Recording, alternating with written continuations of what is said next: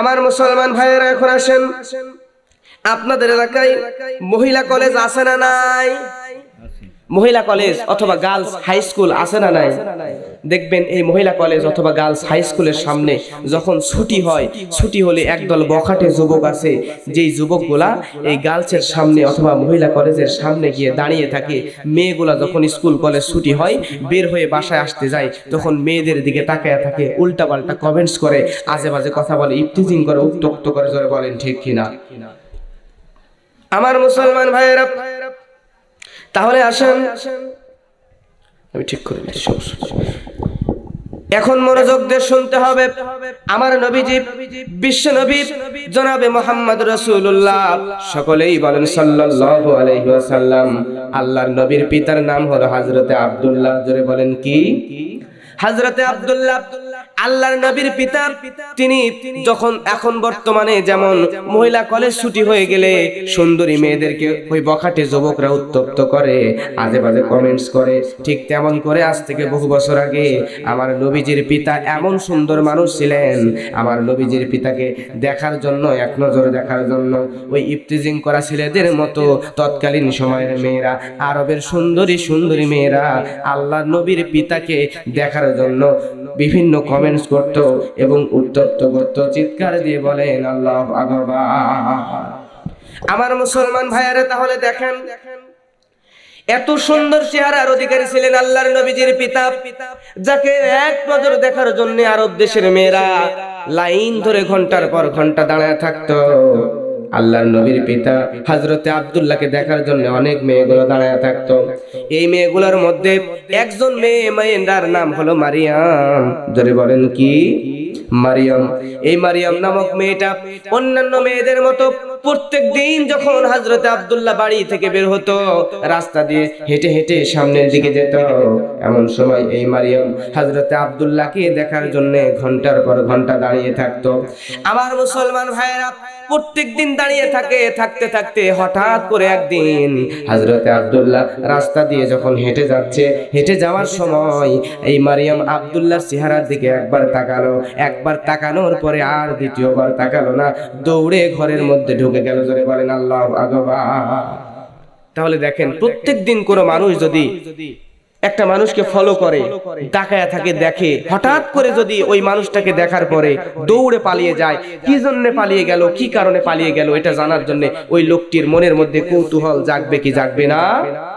হযরতে আব্দুল্লাহ চিন্তা করলো, আহারে, প্রত্যেকদিন যেই মারিয়াম আমাকে এক নজর দেখার জন্য রাস্তায় দাঁড়িয়ে থাকতো, ঘন্টার পর ঘন্টা দাঁড়িয়ে থাকতো, চাতক পাখির মতো তাকিয়ে থাকতো, আমি রাস্তা দিয়ে হেঁটে হেঁটে চলে যেতাম, আমি যত দূর আমাকে দেখা যায় তাকিয়ে থাকে, চলে যাওয়ার পরে তারপরে সে ওখান থেকে চলে যায়। সেই মারিয়ামের আজকে কি এমন হয়ে গেল যে কারণে আজকে আমাকে না দেখে একবার চেহারার দিকে তাকাইয়াই দৌড়ে বাড়ির মধ্যে চলে গেল? কারণটা কি একটু জানতেই হবে। হযরতে আব্দুল্লাহ মারিয়ামের কাছে চলে গেল, মারিয়াম, কি কারণে প্রত্যেক দিন আমাকে দেখতে আসতা, আজকে একবার দেখেই পালিয়ে গেলা, কি কারণে বলো তো?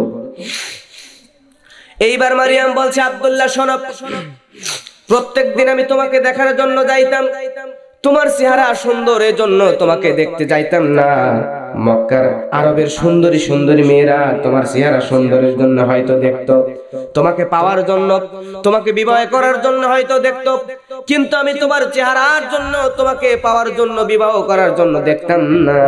তুমি জানলে অবাক হবে, আমি মারিয়ামের বাবা এই এলাকার বড় একজন ধর্ম বিশারদ, আমার বাবা একজন পণ্ডিত, আমার বাবা এমন একজন পণ্ডিত, আমার বাবা তাওরাত কিতাব পাঠ করে, তাওরাত কিতাবের উপর পাণ্ডিত্য অর্জন করেছে।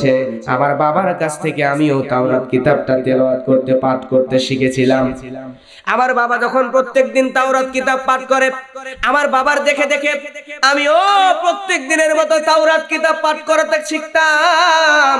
প্রত্যেক দিনের মতো আমি হঠাৎ করে একদিন আমার বাবার অবর্তমানে তাওরাত কিতাবটা যখন খুললাম, খোলার পরে দেখতে পেলাম তাওরাত কিতাবের মধ্যে হঠাৎ করে এমন একটা পৃষ্ঠা বের হয়ে গেল, যেই পৃষ্ঠার মধ্যে সুন্দর করে লেখা আছে, শেষ জামানায় এমন একজন নবী আসবে, যেই নবীর পিতা যে হবে, এই পিতার চেহারার মধ্যে নূরে মুহাম্মদ দেখা যাবে। জোরে বলেন আল্লাহু আকবার। আমি চিন্তা করে দেখেছি, আমি তোমার দিকে যখন দেখলাম রে আব্দুল্লাহ, তোমার চেহারার দিকে তাকানোর পরে দেখতে পেলাম তোমার চেহারার মধ্যে আমার কিতাবের ভিতরে যেই নূরে মুহাম্মাদের কথা লেখা আছে, আমি তোমার চেহারার দিকে তাকায় দেখলাম তোমার চেহারা থেকে ওই নূরে মুহাম্মদ দেখা যেত। আমার আর বুঝতে বাকি নাই ওই তাওরাত কিতাবে যেই মুহাম্মদ নবীর কথা লেখা আছে, তুমি এই আব্দুল্লাহ সেই মুহাম্মদ নবীর পিতা হবে। জোরে বলেন আল্লাহু আকবার। এইবার বলল আব্দুল্লাহ বলছে, মারিয়াম বুঝলাম কথাটা, কিন্তু প্রত্যেকদিন তুমি আমার দিকে তাকায় থাকো, কিন্তু আজকে কেন আমারে দেখে তুমি দৌড় মারলা? কি এমন অপরাধ? আমার কারণটা কি? মারিয়াম তখন বলছে, আব্দুল্লাহ আমি তোমার চেহারা দেখার জন্য, তোমার সৌন্দর্য দেখার জন্য দাঁড়াতাম না।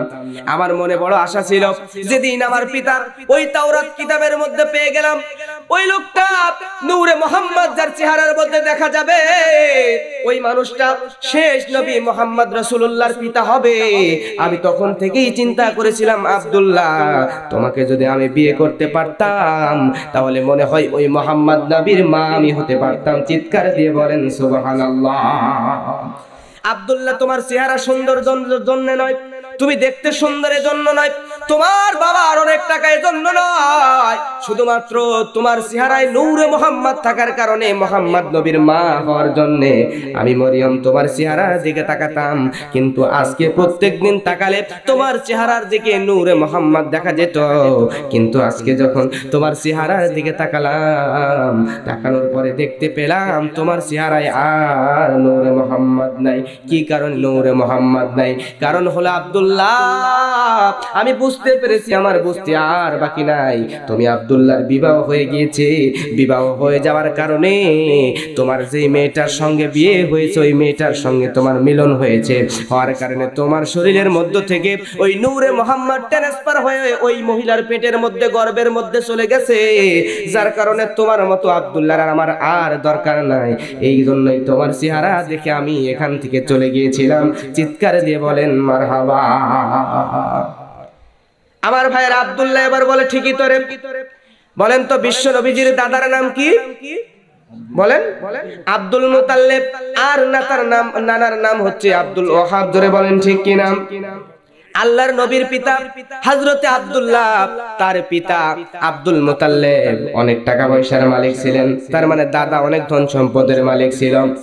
আব্দুল মুতাল্লিব এবার কি করলেন? তার সন্তান ছিল 16 জন। জোরে বলেন কয়টা? 16 জন। আব্দুল মুতাল্লিবের 16 জন সন্তানের মধ্যে 10 জন হলো ছেলে আর 6 জন হলো মেয়ে। এই 10 জন ছেলেকে নিয়ে এইবার আব্দুল মুতাল্লিব ওইখান থেকে ফিলিস্তিনের উদ্দেশ্যে রওনা করলো, অন্য দেশের উদ্দেশ্যে রওনা করলো, কোন একটা ব্যবসার জন্য, কাজের জন্য। নিজের দেশ ছেড়ে যখন অন্যদিকে রওনা করলো, রওনা করে যাচ্ছে ছেলেদেরকে নিয়ে 7 জন, আর 7 জনের মতো ছেলেকে নিয়ে রওনা করেছে। রওনা করে রাস্তার মধ্যে হঠাৎ করে আব্দুল ওয়াহাবের বাড়িতে চলে গেল। যাওয়ার পরে এইবার আব্দুল ওয়াহাব ছিল তার বন্ধু মানুষ।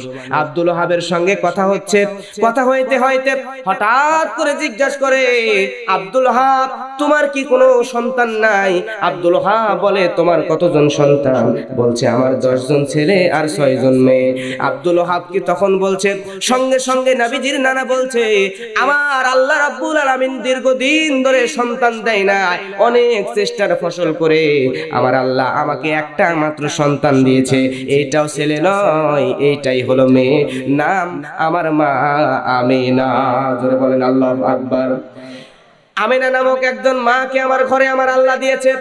বহু চেষ্টার সাধনা, বহু কষ্টের ফল আমার আমিনা। এত সুন্দরী, এত ভালো একজন মেয়ে, আজকালকার যুগে এমন মেয়ে খুঁজেই পাওয়া যায় না। ঠিক যেমন করে আল্লাহর নবী, বিশ্ব নবীর পিতা হযরতে আব্দুল্লাহর চেহারার উপরে নূরে মুহাম্মদ দেখা যেত, ঠিক তেমন করে আব্দুল ওয়াহাব বলছে, আমার মেয়ের চেহারার মধ্যে ঠিক তেমন করে সোমবার আর বৃহস্পতিবারের দিনে আমার আমিনার চেহারার মধ্যে নূরে মুহাম্মদ দেখা যেত। জোরে বলেন আল্লাহু আকবার। আমার ভাইয়েরা, এইবার এমন কথা শোনার পরে এইবার আব্দুল মুতাল্লিব অবাক হয়ে গেল। তার মানে আমার ছেলের জুড়িটা ভালো। আব্দুল্লাহ, হযরতে আব্দুল্লাহর সঙ্গে আব্দুল ওয়াহাব আর আব্দুল মুতাল্লিব মিলিয়া আমাদের নবীজির মা আমিনার সঙ্গে আব্দুল্লাহর বিবাহ দিয়ে দিল। চিৎকার দিয়ে বলেন আল্লাহু আকবার।